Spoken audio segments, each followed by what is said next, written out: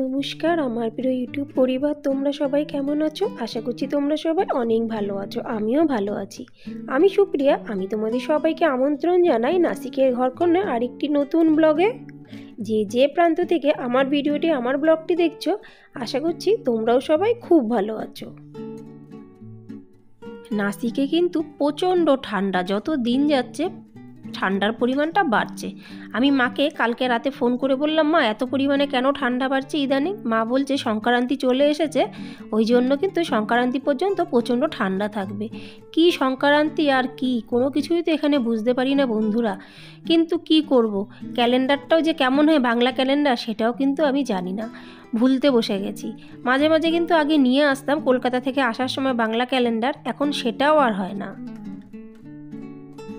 কর্তামশাই চলে গেছে অফিসে, মেয়ে দুটি গেছে স্কুলে। আজকে না বন্ধুরা নিচে বেরালাম বেশ পরিপাটি হয়ে ওয়াকিং করার জন্য। এত পরিমাণে হাড়কাঁপুনি ঠান্ডা, আমি আর পারলাম না। সাথে সাথে আমি ঘরে চলে এসেছি। ঘরে এসে মোটা একটা সোয়েটার পরে যোগা করা আমি শুরু করে দিলাম। যোগা করা মোটামুটি আমার হয়ে গেল। তারপরে ভাবলাম ঠাকুরঘরটা সুন্দর করে মুছে নিই। ঠাকুরঘরটা যতক্ষণ না মুছি আমার কিন্তু একদম ভালো লাগে না। আমার ঠাকুরঘরটা দেখতেই পাচ্ছ খুবই ছোট্ট, কিন্তু এটাকেও সুন্দর করে রাখার জন্য আমি সবসময় চেষ্টা করি।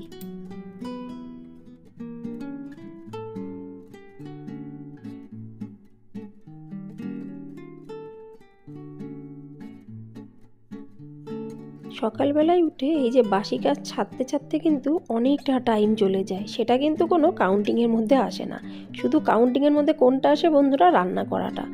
বাকি যে ঘরের কত কাজ পড়ে থাকে সেটা কিন্তু কেউ চোখেও দেখে না, চোখে দেখেও কিন্তু না দেখার ভান করে। যাই হোক, করতে তো হবেই, যে কাজগুলো রুটিনের মধ্যে আছে। তা টুকটাক বাসি কাজ করতে একের পর এক কিন্তু আমি লেগে পড়েছি। আর এখন যে কাজগুলো করছি সেগুলো কিন্তু কোনোটাই জলের না। কেন, এত ঠান্ডার মধ্যে জলে হাত দেওয়াটা আমার পক্ষে একদমই সম্ভব না।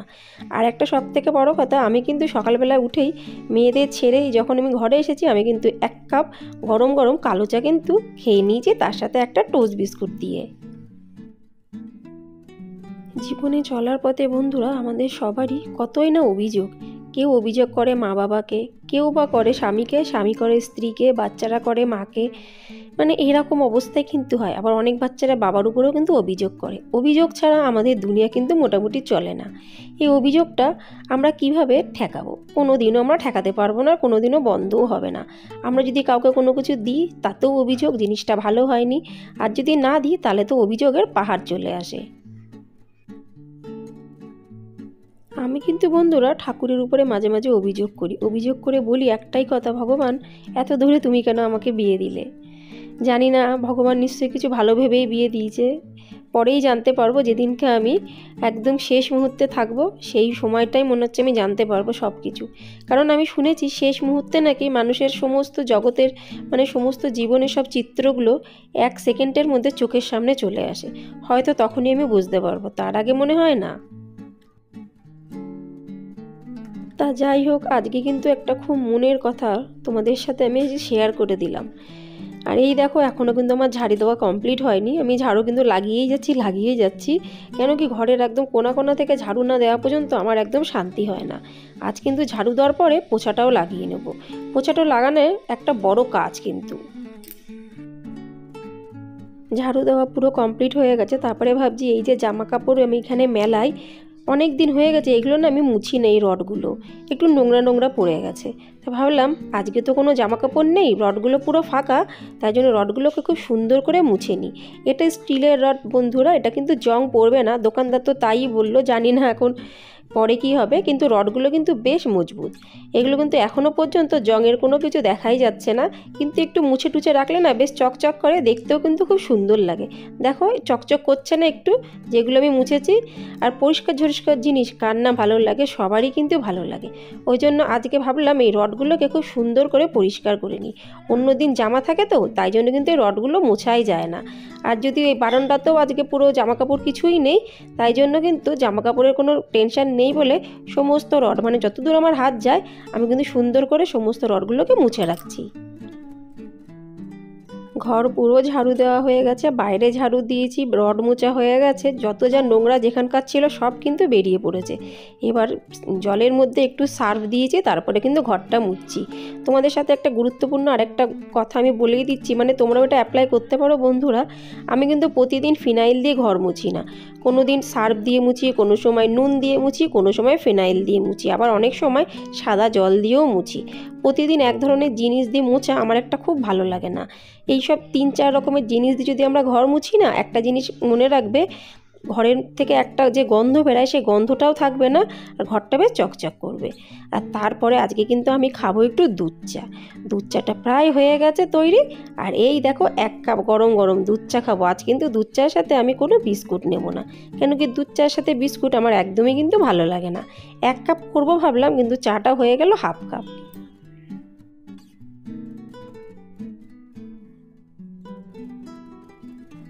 তোমাদের কালকের ব্লগে আমি একটা কথা বলেছি বন্ধুরা, মনে আছে কি? অনেকেই আমাকে বলে আমি দুধ চা খাই না শুধুমাত্র আমার কর্তামশায়ের পয়সা বাঁচানোর জন্য, দুধ কিনতে হবে না, চিনি কিনতে হবে না, ওই জন্য আমি কোনো দিন সকালবেলায় দুধ চা খাই না, শুধু কালো চা খাই। যাই হোক, যার যার চিন্তাভাবনা তার কাছে, কিন্তু এটা বাস্তব কথা। আমি কিন্তু কোনো দিনও সকালবেলায় কালো চা ছাড়া দুধ চা কিন্তু আমি খাই না। দুধ চা খেলেই না আমার পুরো অ্যাসিডিটি হয়ে যায়। দুধ চা খাওয়া হয়ে গেল, তারপর কিন্তু এসে গেছি রান্না করতে। মেন যা রান্না সেটা এখন শুরু হবে। আজকে কষা কষা সয়াবিন বানাবো, কিন্তু আজকে আমি সয়াবিনের মধ্যে একটা জিনিস দেবো, অনেকেই তোমরা জানো, অনেকেই জানো না। তা প্রথমে সয়াবিনটা আমি নিলাম, তার মধ্যে একটুখানি নুন দিয়ে উষ্ণ গরম জল দিয়ে কিন্তু আমি বসিয়ে রাখলাম কড়াইয়ের ভেতরে। আমি কিন্তু সয়াবিনটাকে গ্যাসে বসাইনি, যেহেতু জলটা আমি গরম করে নিয়েছি, জলটা একটু গরম আছে। আর তার সঙ্গে সঙ্গে আমি একটু মুসুরির ডালও নিয়ে নিচ্ছি, পাতলা করে মুসুরির ডাল বানাবো। কিন্তু মুসুরির ডালটা না আমি একটু কুকারে একটা সিটি দিয়ে নেব, তাড়াতাড়ি হয়ে যাবে আর আমার সময়টাও কিন্তু বেঁচে যাবে। মুসুরির ডালের সঙ্গে বানাবো আজকে আলু ভাজা। অনেক দিন পরে আলু ভাজা বানাবো, কারণ আলু ভাজা না আমার মেয়ে দুটি খুব ভালো খায়। আমারও ছোটোবেলায় ভালো লাগতো, কিন্তু যেহেতু আমি এখন বড় হয়ে গেছি, মা হয়ে গেছি, এখন আর আমার ভালো লাগে না। খাই ঠিকই, কিন্তু অতটা ভালো লাগে না। কেন কি বন্ধুরা, আমার মা কিন্তু আলু ভাজা একদম করকরে আলু ভাজা, আমি সেটা পারি না। আর আজকে যে সয়াবিনটা করব তার মধ্যে কিন্তু আমি লাউ দেবো। লাউ দিয়ে সয়াবিনটা আমি আমার শাশুড়ি মার কাছ থেকে শিখেছি, খেতে কিন্তু বেশ লাগে। আর এই লাউ সয়াবিনের মধ্যে আমি কিন্তু একটু আদা রসুন পেঁয়াজের পেস্টও দেবো, একটু জিরের গুঁড়ো, একটু ধনের গুঁড়ো, একটু লঙ্কার গুঁড়ো, আর আধা টমেটো, সব কিছুই কিন্তু দেবো, কিন্তু পরিমাণে অল্প অল্প। সত্যি বন্ধুরা, খেতে কিন্তু অদ্ভুত। তোমরা কিন্তু একদিন বাড়িতে করে খেতে পারো। তোমরা অনেকেই ভাবো লাউর সাথে আবার পেঁয়াজ রসুন খাটেন নাকি। এটা কিন্তু কোনো বইতে লেখা নেই যে কার সাথে কোন সবজি খাটবে। আমরা যেরকমভাবে খুশি করতে পারি, কিন্তু সেটা একটু যদি টেস্টি হয়, স্বাদিষ্ট হয়, তাহলে কিন্তু খেতে খারাপ লাগে না। আর আজকে ডালে একটু পেঁয়াজ ফোড়ন দিলাম, কারি পাতা ফোড়ন দিলাম না।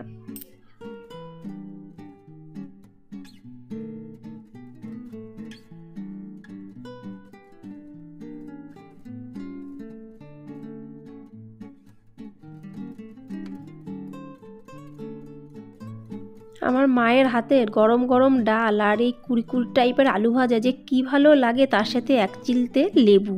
আলু ভাজাগুলো হবে বন্ধুরা একদম একটার সাথেও একটা লাগবে না, আর পুরো আলু ভাজাগুলো লাল লাল টাইপের, দারুণ লাগে খেতে। তাই যখন আমি বাড়ি যাই আমি কিন্তু এই জিনিসটা অবশ্যই খাই। আমি যদি ভুলেও যাই, আমার মা কিন্তু দিতে ভোলে না। এই দেখো ডাল হয়ে গেল, আলু ভাজাটা বসিয়ে দিয়েছি, এবার সয়াবিন কষাটা বানিয়ে নেব। কিন্তু ওই লাউ আর একটুখানি আলু নিয়েছি, ওটা কিন্তু সয়াবিনের মধ্যে দেবো। তোমরা অনেকেই ভাবছো কি বাজে লাগবে খেতে, কিন্তু রান্নাটা হওয়ার পরে দেখলে তো অনেকটা বুঝতেই পেরে যাবে, অদ্ভুত লাগবে কিন্তু রান্নাটা।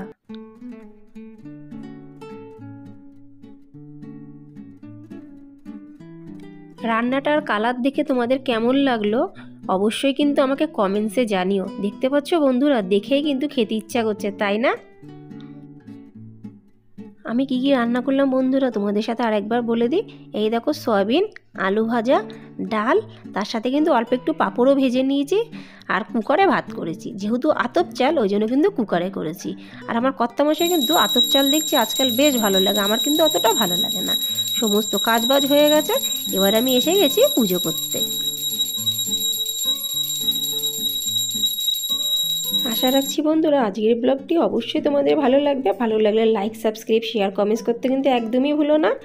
আর এই দেখো ঘরের পুজো হয়ে গেছে, এখন আমি এসে গেছি সূর্য দেবতাকে জল চড়াতে আর তুলসী মাতাকে জল চড়াতে।